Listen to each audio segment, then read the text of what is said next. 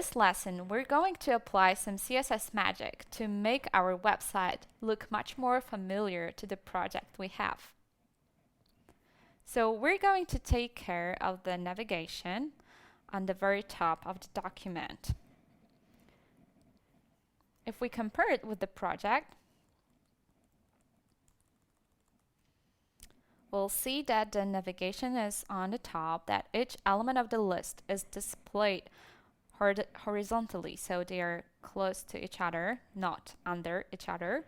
And also, what it's not seen here on the static image, I would like to have my navigation fixed on the very top. So it's going to be a sticky navigation, and we're going to learn in CSS how to do it. So we're getting back to Atom,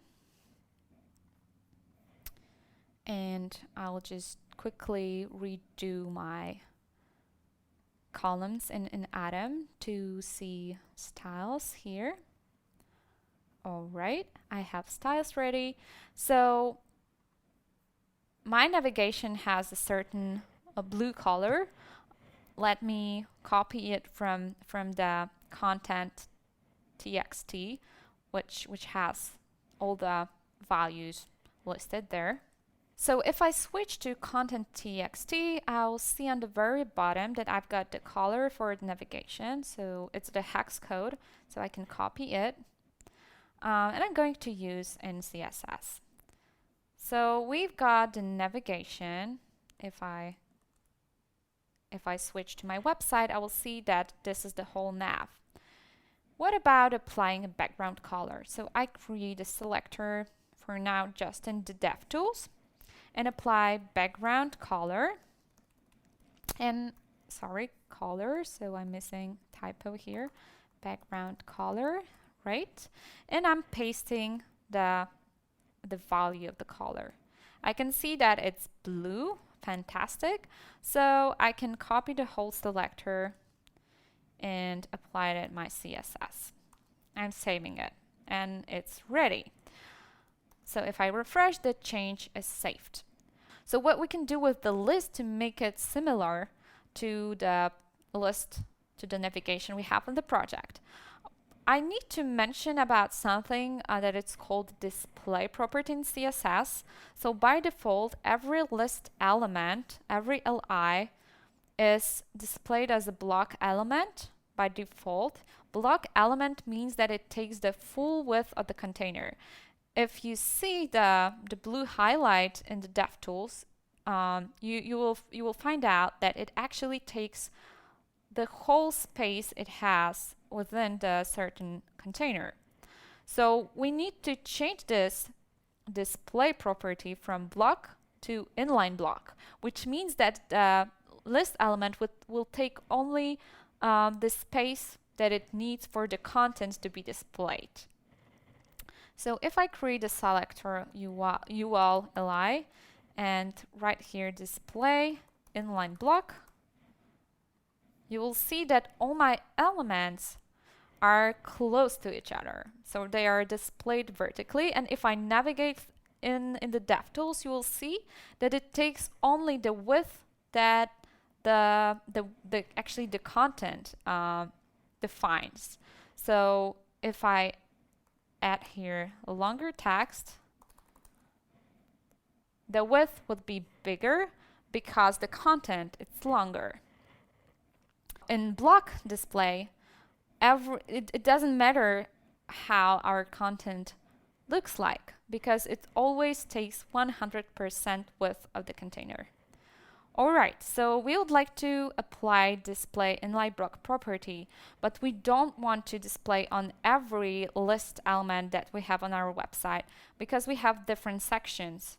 For instance, here we also have a list, but in the project, the given elements are displayed vertically. So we can do this by creating a complex selector, which means that we'll only apply certain CSS to the li elements from the unordered list that exists in the nav tag. So it will make our CSS scope more narrow. So display inline block would be applied to the list that only is included in the nav tag. So only to this one. I'm saving it, refreshing, and see that this list is intact. Nothing has changed. Alright, but if we inspect the code and look what's happening here, we'll see in the Computed tab that there are some margins applied and some paddings, and we would like to totally reset it to 0.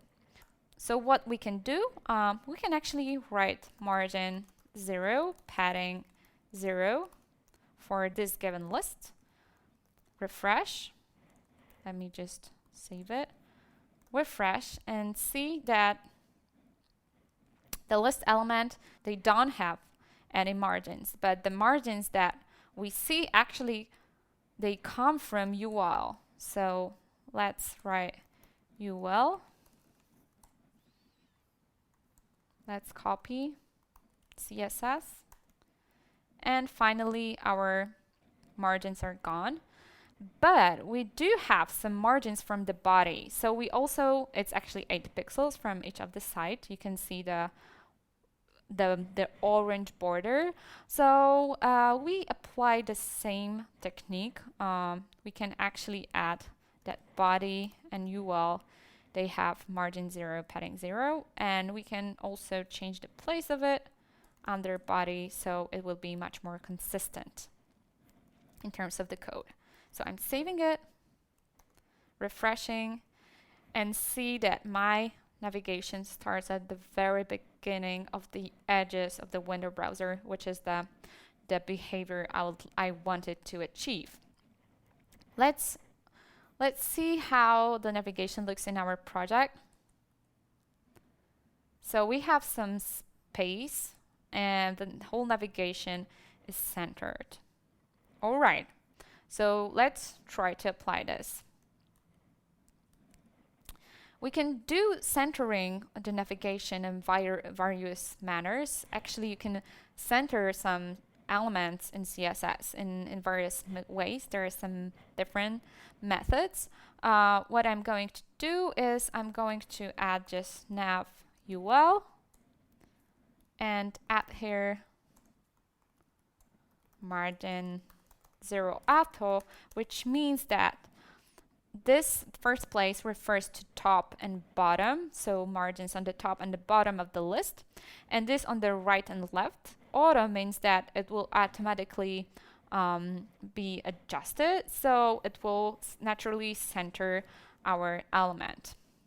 I'm saving it and let's see. Alright, so the last thing we need to do is to text to center the whole element. So we apply text align center, and thanks to it our list is in the center of the navigation section.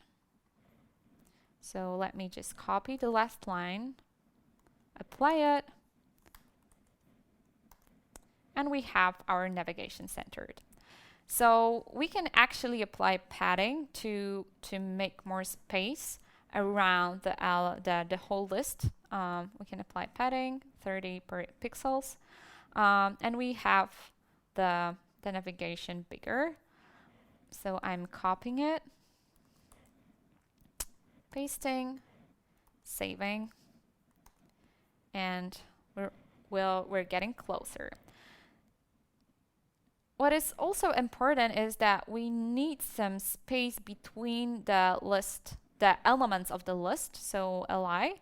So for this, we can also use margin.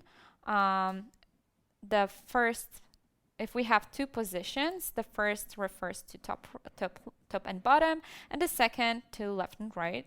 So if I apply 10 pixels, you will see some spaces around them. Let's test if we can add it bigger. Yeah, it looks better, so I'm copying it. Nav UL li, So I can do the comments here that 0 refers to top and bottom, and 15 pixels to left and right. I can make my window bigger and toggle software up, so it will be easier to read. All right, so we have our comments ready. We've got margin applied. And what's next? I mentioned that we would like to have this sticky navigation, so we need to fix the position. And we're going to use CSS property that is called position. So for the whole navigation, I need to apply position fixed. And strange things happen to my layout, but no worries for now. I can see that although I scroll, my navigation is still in the same position. Unfortunately, it's behind all other elements, so it looks like the layers. But we would like to keep navigation at the very top, and for this we use z-index. Tells the browser which layer this element should take. The bigger the number is, the front the element will be. So if I add 1, it will be bigger from 0 because 0 is the default value. If I add 5, it's still the same because it's bigger than 0, and it will be on the top of the other elements. So I have z-index 1, and what I would like to do is to stretch the navigation to the full width. So I write with 100%, and my navigation is fixed. So I can copy this and paste to the nav selector. All right. The thing that you might observe is that some content under navigation, so everything from the header, is kind of cut it out because it's hidden by the navigation. So what I need to do is to apply some sort of margin from the header, but we're going to use some new CSS properties. So first create selector from header, and we're going to write top 70%, 70 pixels. It means that our content will actually begin 70 pixels below its natural position. So we would get like a white space on the top. And we also need to position relative because properties such as top, bottom, right, and left work only when the position relative or absolute is applied. So please remember about it. So we've got position relative, which helps us to relatively place the element. It uses its natural position and takes it as the 0 point. So it would like to change the position by 70 pixels from left or right. You can use it just like this. So it will treat this point as a point 0 because it's the natural place of the element. But we wanted to keep it top 70%. And now I can see that I have some space for the navigation and it's fixed. So it works like a charm, but I would also maybe increase it to 110 to have more white space available. So I'm looking, header is a new element, so I can paste it under nav. I'm saving it and see that my changes are applied. The last thing for the navigation for now is to change the letters to uppercase, and we can do it with CSS as well. So I apply a specific CSS property for the list element, which is called text transform, and we want to transform it to uppercase. And now every element every letter is written in uppercase. And also we can increase the letter spacing using letter spacing property, for instance, by 1 pixel. So it will look more nicely in terms of typography. So I'm copy these 2 new lines and applying in style CSS, 27th line.